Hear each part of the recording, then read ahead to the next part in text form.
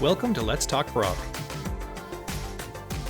All right, welcome to this episode of the Let's Talk Brock podcast. I am your host, Liam Nielsen, and joining me today on the show is Nick Kathen. He is a Brock graduate, graduated from the Bachelor of Recreation and Leisure Studies program in 2020. Nick is a transfer student from originally from Canadore College, and so he transferred to Brock. He'll tell us a little bit about that experience. And about what he's sort of taken his degree to after graduating from Brock. So, Nick, thank you very much for joining us on the show today. How you doing? Yeah, thanks for having me. I'm good, thanks. Awesome, that's great. I figure we'll start right at the beginning there. So, you have a bit of a unique path to Brock. Not necessarily jumped right into it right out of high school. You came from a college. So, what was that experience like? Sort of transferring from Canadore. What made you want to transfer to Brock after completing your diploma there? And what was that experience like for you? Yeah, it was definitely a confusing experience. Originally, whenever I was in college, I kind of got the fundamental kind of knowledge from my program, but I really wanted to keep going as well. When I graduated, I was only 18, so I really didn't want to work full time then. But so the process was a bit confusing, to be honest. I never really applied through OYAC or anything before, so it was really through Brock and their kind of transfer department that I was able to really connect with the department and kind of get my feet on the ground at Brock. But once I was accepted into this school, I felt like I was right at home, and there was so many services that were kind of available to especially transfer students to make you feel kind of right at home and comfortable as well in this kind of new learning environment. Yeah, for sure. I know from my experience, just sort of from the outside looking in, we do have a lot of supports for our transfer students coming into Brock, so that's great there. Hopefully helps ease that transition. Now, once you got to Brock, we do place a big emphasis on experiential learning, and I think Recreation and Leisure Studies is one of the programs that is very focused on experiential stuff. So what were your experiences like, sort of, I guess, more on the academic side at Brock? Were you involved in any like organizations around Niagara or at Brock or anything like that? I wasn't necessarily part of organizations, but especially as you mentioned, my program is very kind of hands-on. It is recreation and leisure studies, so we had kind of multiple opportunities to do placement hours. One place I did it was at the Niagara Brain Reentry Program, where I worked with individuals who had traumatic brain injuries. I also was able to do some of my hours at a local elementary school implementing leisure education programs, and then for my final summer internship for my degree, I was originally supposed to do it at the Royal Ottawa Mental Health Institute, but then due to COVID, I was able to do it with, it's called Ability Online. And actually, I didn't know what it was until actually my experiential coordinator kind of brought it up at Brock, and it was able to give me my degree in the end, which was awesome. Yeah, that's awesome. Those tons of great experiences and sort of in a bunch of different areas as well. And I think that's another big piece of RecL. I think from, again, outside looking in, I'm sure you might agree with that is, you can sort of take it in a bunch of different directions. And that's the same with a lot of programs, not only at Brock, but across all universities. You're learning a lot of those transferable skills, so you can sort of take your degree in whatever direction you want. But jumping ahead now, I guess, to more of a present day, now that you've graduated from Recreation and Leisure Studies, what are you working on now? I understand you're working at a research institution. So do you want to talk a little bit about your experiences there? Yeah, for sure. So currently I'm working at the Bruyere Research Institute, which is here in Ottawa, Ontario. I have a bit of a kind of split role. So one half of it is as a patient navigator. So my role as a navigator is to connect individuals to community resources that can help with their health and well-being. And currently we're actually implementing a randomized control trial in 2 different regions here in Ontario. And we're doing this navigation for the first time virtually. Prior to this, we did it once in Ottawa. We did a feasibility study to see if it was really needed in the community and who could benefit. After that, we did a second randomized control trial in Ottawa and then also in Sudbury, where we compared the navigation model to Ontario 211, which is kind of another navigation system. And then now we're doing it for the first time virtually.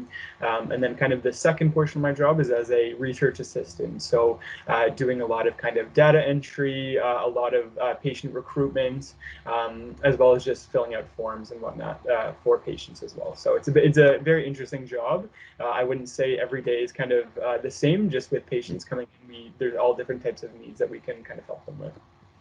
Yeah, for sure. So that sounds like some very important, exciting work going on over there. And is that research is something you're sort of looking to get into long term, or is it something you have a passion for? How'd you come about landing that job there? Yeah, it was honestly, I think, kind of a bit of a fluke, to be honest.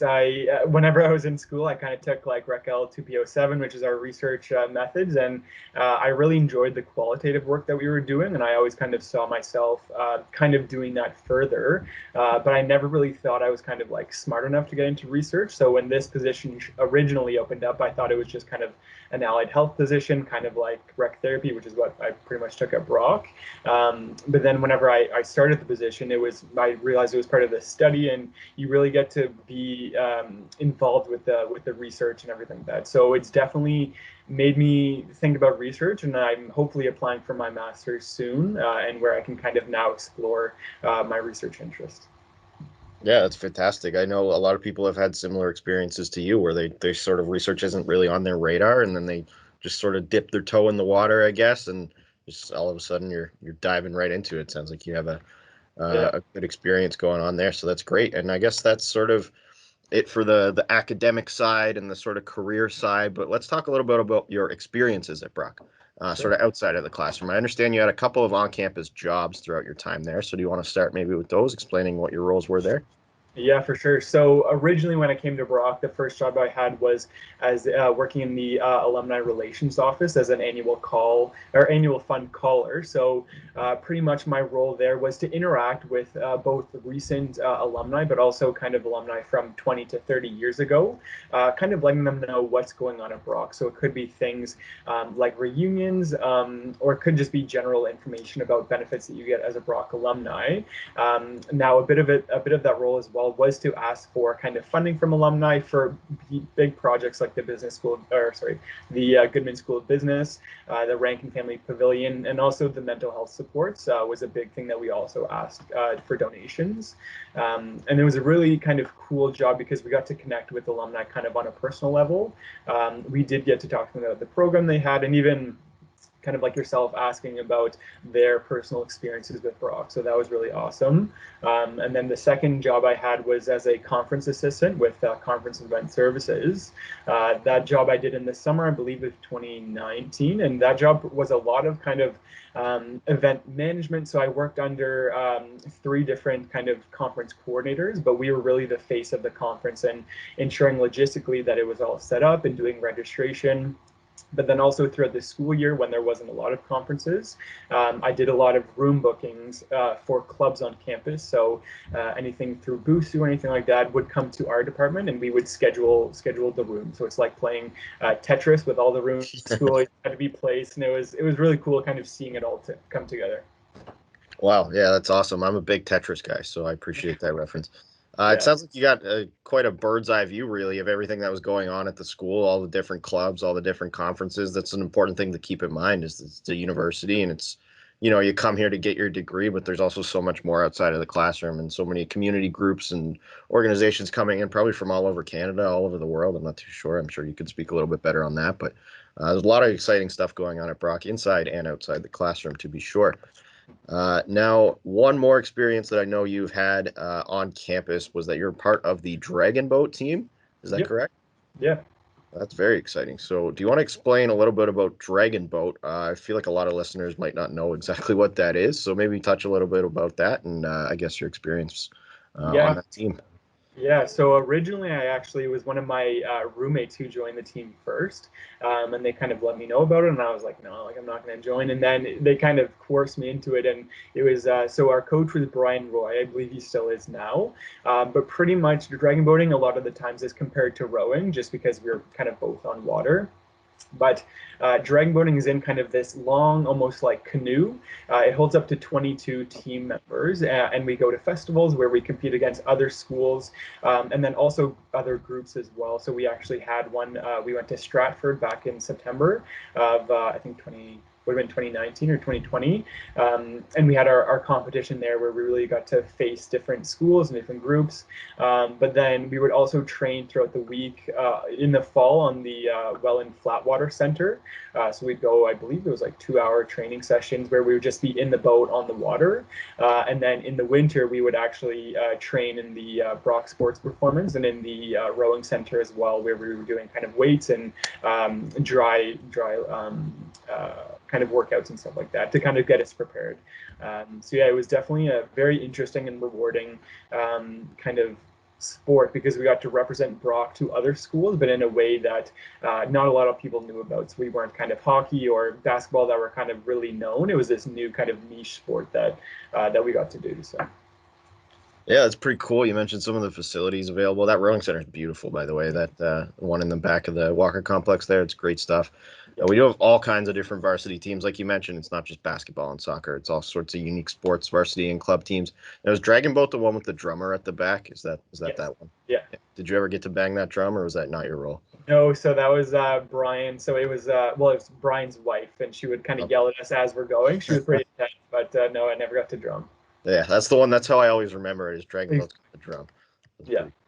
Now, I do have one last question just before we go. It's a question that I like to ask every guest that comes on the podcast, and I'm about to put you on the spot here a little bit. So it's a little bit of a staple on this show. I ask, what's your favorite spot on Brock's campus, and why is that your favorite spot? And it might be something you have like a memory attached to, or just a really nice space that you like the look of it. Does anything come to mind for you? Yeah, there are a couple of one. I feel like this one is really gonna kind of show my personality, but Isaac's I feel like is a staple for anyone at, Yes. like at Brock. I think especially because I did meet a lot of my friends since I was a transfer student to Brock. I didn't know a lot of people, so when me and my roommates first originally transferred to Brock, we'd go to Isaac's on Thursday nights, and we met a lot of people not only at Brock but in my program. And everyone is just so kind of nice there as well. So that's definitely a huge one. But even like the courtyard kind of at Brock as well is always awesome. I mean, it was under construction the last year I was there, but the first year, especially in the summer when you go there and study, it was just a space you could go and relax while on campus. So yeah, there's a bunch of spaces, but yeah, I can't tell them all. Couple of great picks. Isaac's, by the way, very slept on for their food during the day. I had a really great club sandwich there one time. I would highly recommend. Yeah. So, Nick, thank you very much for coming on and sharing your Brock experience with us. That was great. I think you provided a lot of valuable insights. And just again, thank you, and we'll see you soon. All right. Yeah, thanks for having me. All right. Take care. Thanks for joining us. If you have any questions, you can contact us by email at futurestudent@brocku.ca.